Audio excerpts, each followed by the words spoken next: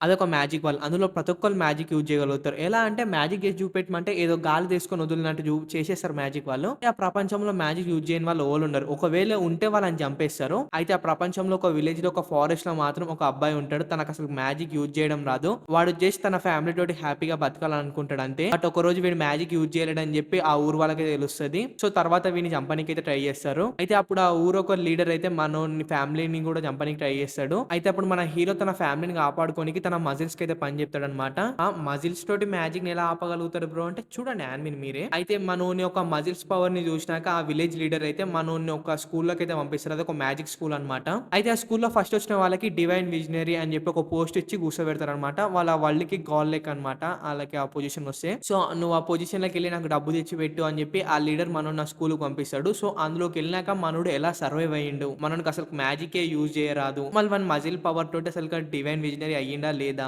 అనేది యానిమీ. మీకు సింపుల్ చెప్పాలంటే Naruto, One Piece, One Punch Man, Dragon Ball, Harry Potter ఇవన్నీ కలిపితే ఈ యానిమీ మామ. దీంట్లో ఫన్ ఉంటది, ఎమోషన్ ఉంటది. మీరు మోటివేట్ అయితారు చూసినాక. మంచి ప్లాట్ ట్విస్ట్‌లు ఉంటాయి.